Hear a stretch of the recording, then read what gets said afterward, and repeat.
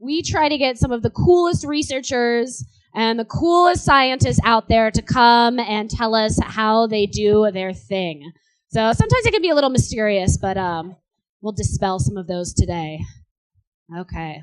See if we got our video going. We are ready to go. So I think I introduced myself. I'll do it again just for safe measure. My name is Rachel. I'm a presenter here. And this is Rich, and he is a biologist. In fact, I think you're a senior biologist, right? I am. Okay, so what does that mean to be a senior biologist? It means that I'm senior to the other biologists. So what does the biologist part mean? The biologist part means we take care of the living collection here in the building. Okay, so you take care of the octopus and the cuddles. What other tanks do you work with? I'm a lead on the Philippine Coral Reef, the big tank. Yep. And I work with a couple of other focus tanks down in the water planet. Okay. I also get to touch the alligator every once in a while because I'm on that team as well. Ooh, anybody getting a little jealous? Yeah, definitely. I don't know. There's nothing that will focus your attention more than being in the water with a 14-foot alligator. It's a thing on its own. Yeah, it's a real risk.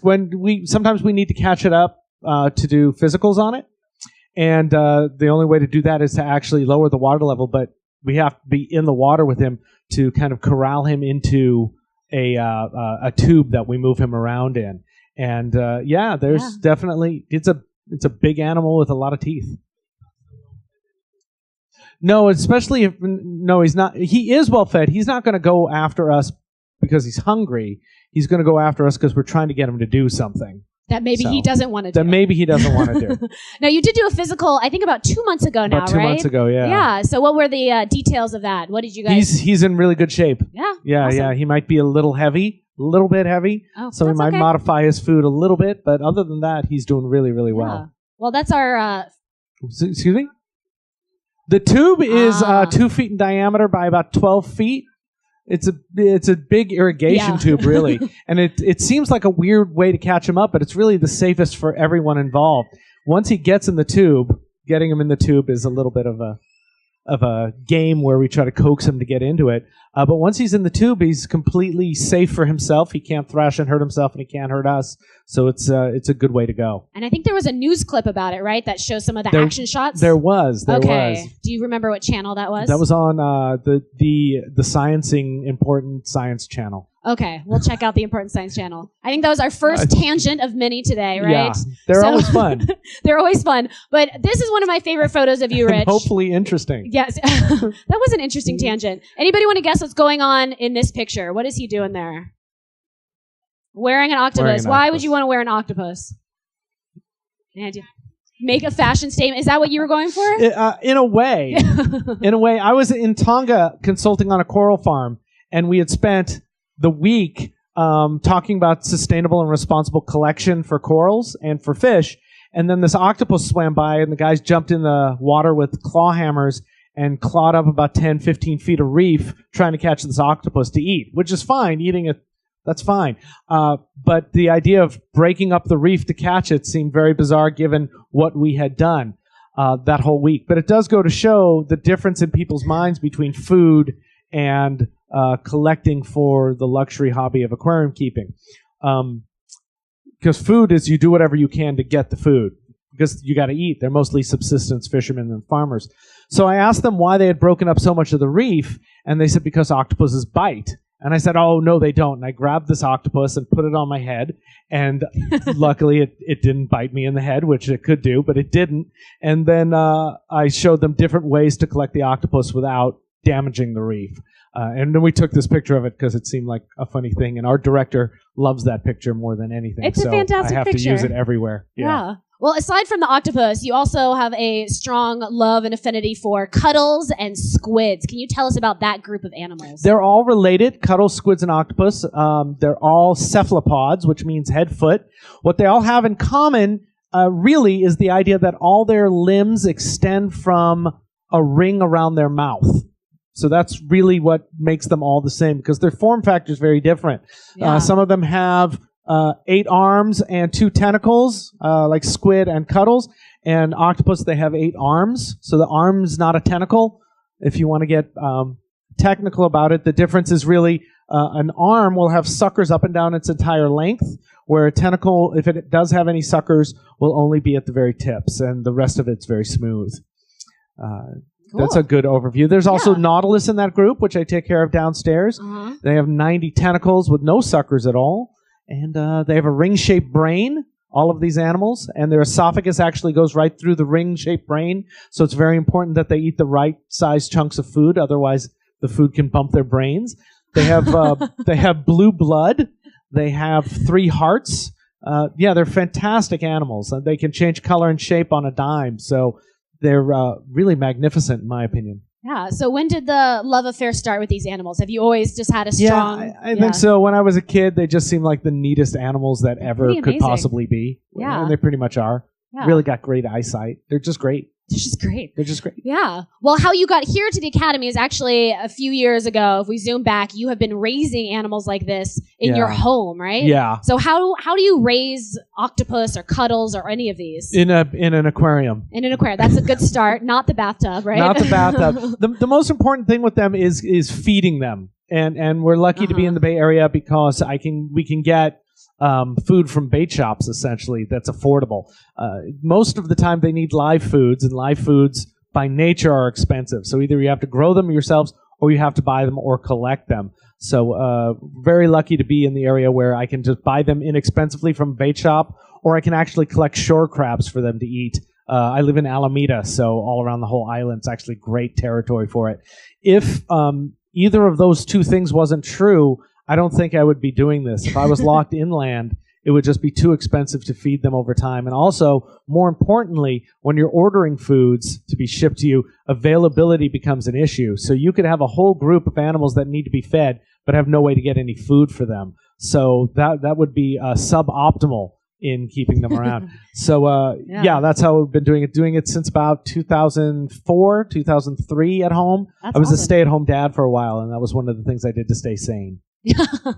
Well, in that time, you did a lot of advances with cuddles and some other ones, but the most recent, cool one is this octopus. Yeah. Not this size in real life, but no. But this is.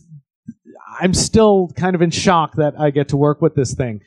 This is the larger Pacific striped octopus, and by larger, its head's about this big, or its mantle's about this big. The round thing on the top is not its head. That's really its torso. But I keep falling into that idea that it's because it looks like it's where its head would be, but it's not. It's the coolest octopus I've ever seen, and I've seen a lot of octopus.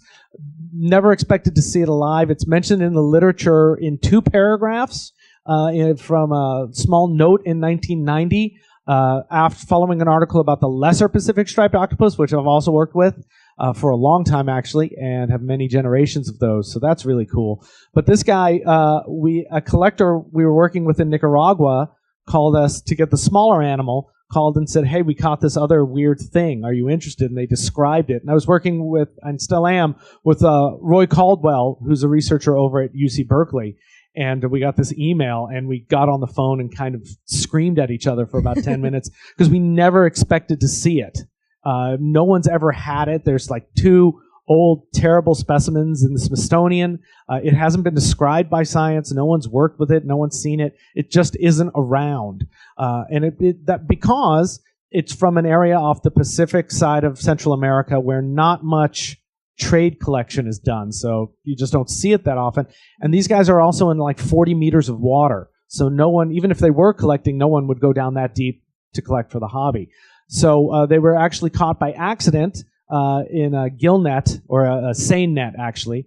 And the guy happened to be on the boat and see them. And we ended up, over the last 2 years, getting about 15 of them. And that's a whole crazy story trying to get them up here from there. But we knew what it was immediately, and we were over the moon with excitement, and we're able to get them and do very cool things with them, and eventually get them on display here at the Academy. They're downstairs right now. Yeah, so they are in. Yeah, those are. I blow glass as well, so I was trying to figure out a way to just. Normally, a problem with the octopuses is if you put them on display, what do? They hide. They're really good at camouflage. Because they're great predators, but more importantly, they don't want to get eaten because everything eats them because they're all protein. They have no bones. So I was trying to figure out a way to display them in such a way that they would be happy, but guests could see them. And, some people use bottles and things like that, but sometimes the octopus go in and sometimes they don't. So I sat around for a while and thought about what would make a good octopus den. So that shape is based on what I think they would like, and there's ridges on the inside to give them something to hold on to.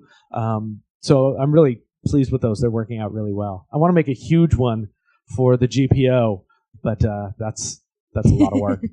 Step by step, you'll get there. Yeah, I was playing this short video. This is one of the coolest things that I think about this octopus is that color change that you can see on it. Another cool thing That's its color. It's doing this bilateral color display. And they also cohabitate. Now, there's a couple other species that are being shown to live together in groups. That's very cutting-edge research, very new kind of ideas. And these guys are one of them. And I'm actually able to display them together in the same aquarium. So downstairs we have a male and a female. We have a male and a female now on display downstairs. Yeah. And a bunch of eggs and a bunch of hatchlings, actually. Which is another cool part of the story, which I think this is what this picture is how they actually mate. God, I always forget that. They mate in a bizarre way as well in the octopus world. Most octopuses mate from far away. The male has a specialized arm that delivers sperm packets, and he'll reach over to the female and put it inside her mantle cavity and release the sperm packets in there, and then she'll use them whenever she lays eggs. And they do that because octopus can be cannibalistic, and they want to eat each other. So often males are either very far away where they can get away, or the male will kind of jump on the back of the female from here, so he's away from her mouth parts and arms.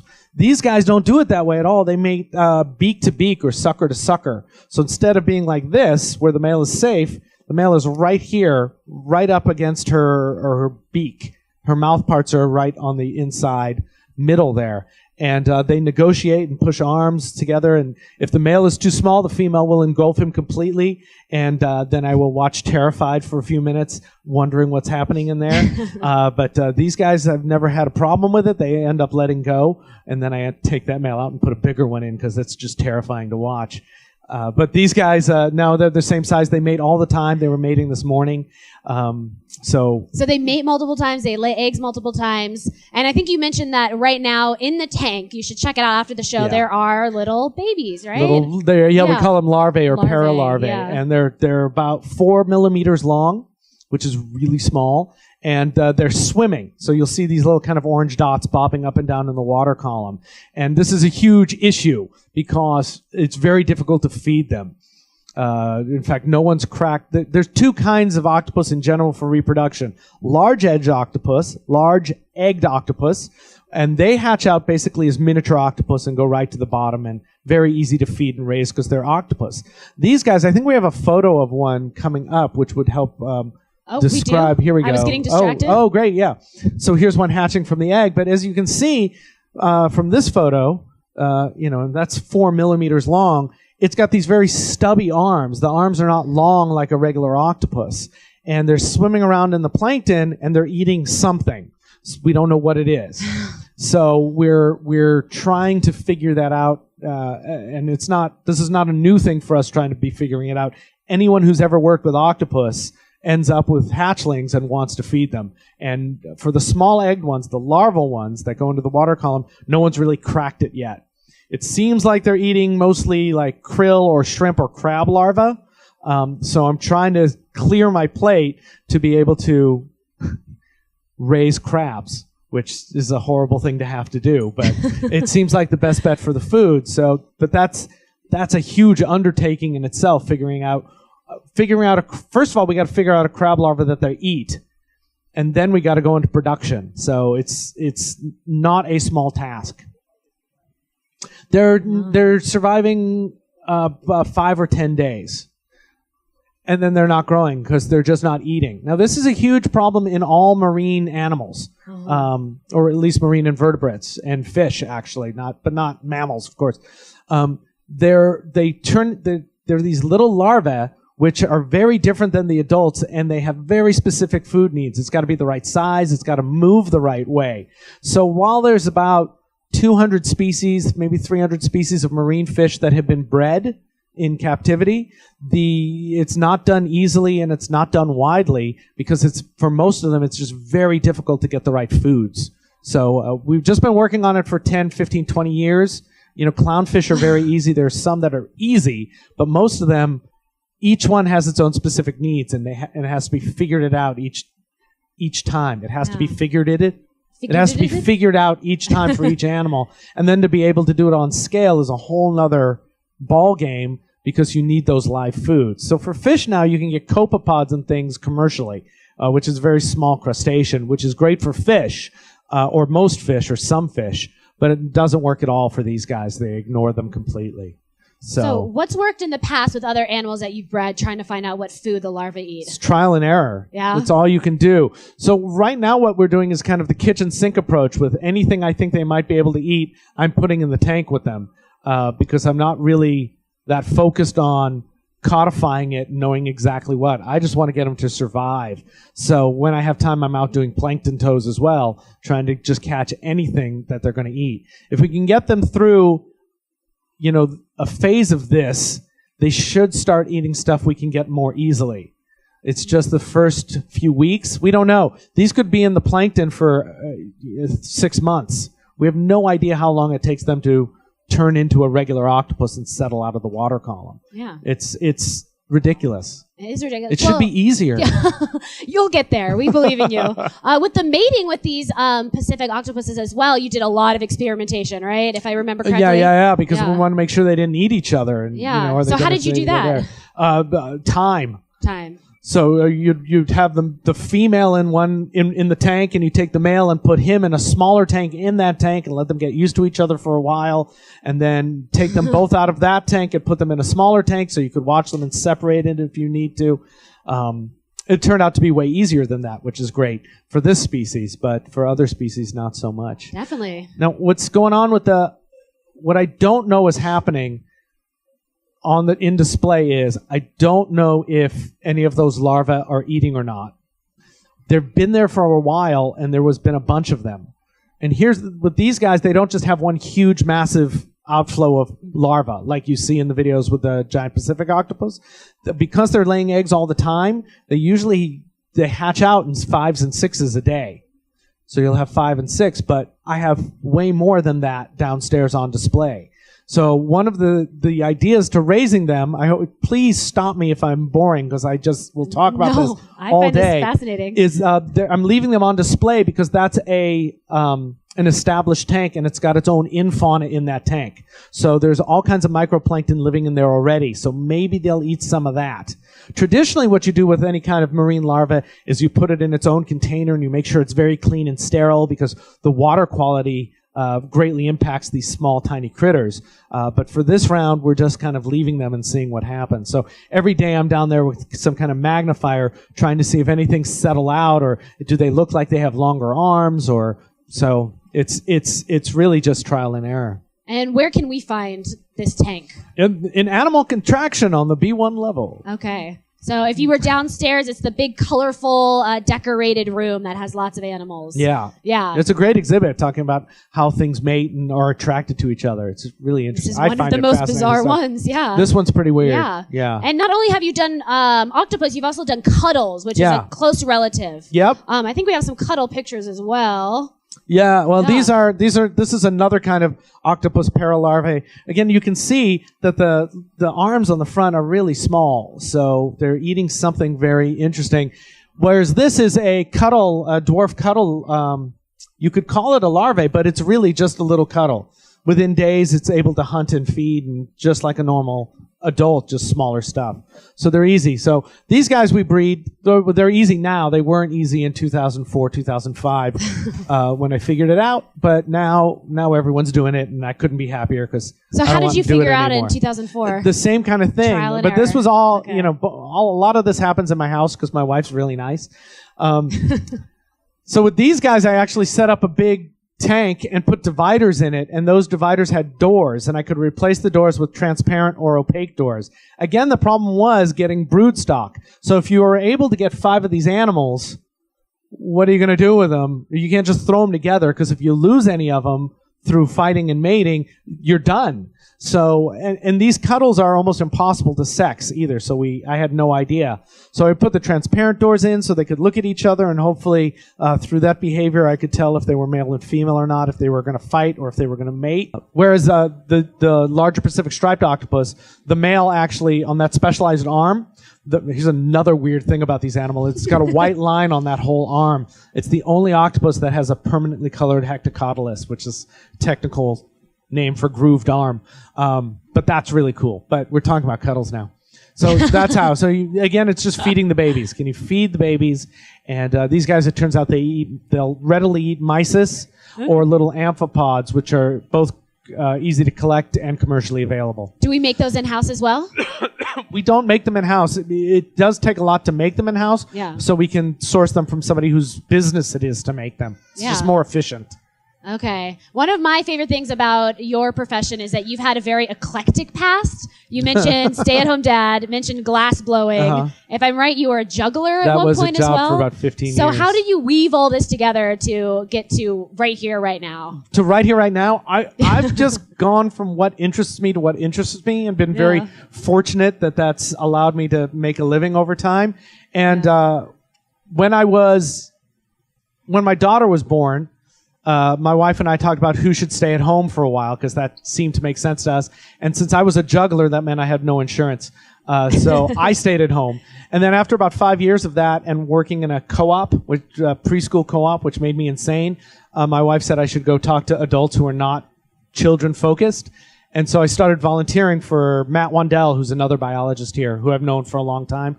And through that work, that turned into, can you help us part-time during the move from Howard Street to the new facility here. And then just before we opened this new building, I went on vacation and figured that's the end of that. They'll never hire me. I left at an important time. But a week into that vacation, I got an email that they had figured out how to hire me full-time permanent. So it turned into the best vacation because of that as well. But this whole time, you were still breeding at home, right? Oh, yeah. I started that in 2004. And I'm one of the only guys or biologists here who still has aquariums at home. Because I'm dumb. Leave work and go to work. Yeah, right? I leave work and go to work. I've got about 700 gallons worth of water at home that I have to deal with. Yeah, just a little bit of work just at a little home. bit. Yeah. But now the kid's 10, so I'm putting her to work. Oh, okay. Oh, no, she's not doing it. She does take care of stuff while I'm gone, which is nice. That is nice. Cool. I think we have a few more minutes. Do you have any questions for Rich? Thank you for asking during and the middle as well. Definitely. What's yours? Where are the hearts? Where are the hearts? Yeah. There's 3 hearts. There's the main heart, which is called the systemic heart, which is in a heart place in the middle of the mantle. Do we have another better drawing? More cuddles. It's hard to tell, but it's in there somewhere in the in the torso bag. And the other ones are called brachial hearts, and they help because these guys have huge gills, so they help pump more of their hemolymph, their blue blood, through their gills. So there's one on each side under the gills. In some of the species, the smaller Pacific striped octopus, sometimes they go transparent. You can actually see the 2 brachial hearts. It's pretty Good cool. question. Yeah. The blood's blue because it's not based on iron. Is that what our blood is? Iron? Well, I don't know about people. But it's copper based. Yeah, it's a hemolymph rather than a hemoglobin. And hello? Oh. We got cut off. For Discovery Nature Walk. Wow. A short outdoor tour to learn more about the stories and uses behind plants in the Academy's landscape.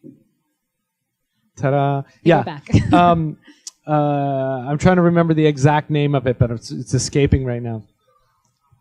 Yeah, it's copper based, so just a different way to go that seems to have worked out. Yes. I think the lady in back was been waiting. I'm sorry. You get to name it. We get to name it, yeah. Yeah, me and Roy Caldwell. It's up in the air. We wanted to name it after the guy who wrote the note, but he now wants to he'd rather be an author, listed as an author, which is completely fine with us. So there was one guy who was working on a description for it years ago. These guys who do taxonomy, they get lots of projects going, and they take forever to do them, and sometimes they just don't. So one guy who was doing it actually ended up dying, and now there's another guy who has been half working on it, so we're working with him. So we'll probably use that name that he was going to use, except the other thing that the genetics is showing us that they're going to have to be a completely different genus. So they're going to get a new genus as well. So it's that's not even pretty cool. described yet. Still in the process. Not official. Yeah. And the description process, the academic politicking involved in that seems to be pretty high. Then also the behavioral paper we're working on is just a massive undertaking. So they're both taking considerable amounts of time. We'll stay tuned. I'd like it to be done now, but it doesn't work that way. No. Yes.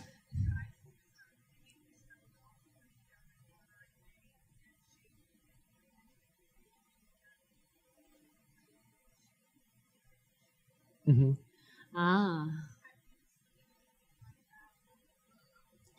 With the shape recognition, I haven't seen much in shape recognition. I haven't been doing much experimenting with these guys at all. I really just want them happy and eating. But they are not one of the more dumb octopuses. Like the Wonderpuss. Have you seen that? The Wonderpuss? I have a tattoo of a Wonderpuss because I did a lot of work with them as well.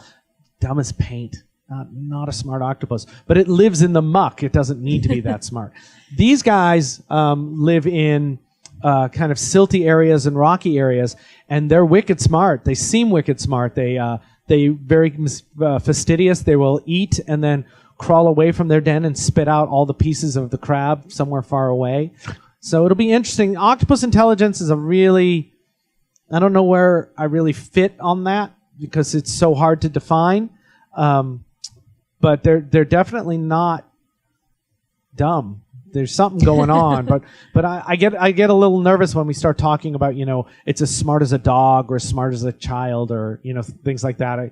I don't think the jury is at all in on that yet. Yeah. Cool. Is there you had one?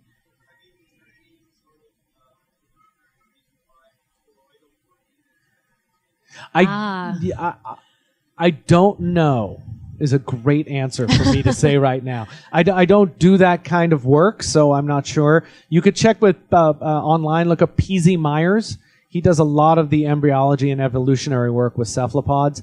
I don't actually know where that came from or why. For me, as a husbandry biologist, it's just a thing. Yeah, it seems like bad design, but there's got to be some reason for it. Okay. Where it came from, but I'm not sure. Now I'm going to have to go look it up and see if I can find it. Next chat you do, you'll know the answer. Any more questions? No? Cool. You probably have some octopus to feed. I got some stuff to do. Some coral to take care of. Yeah. Cool. Any final questions? Last chance. Well, let's give them a round of applause. Thank you, Rich. Thank you for your time, and go check out the babies while they're there. Yeah, downstairs in Animal Attractions. Great.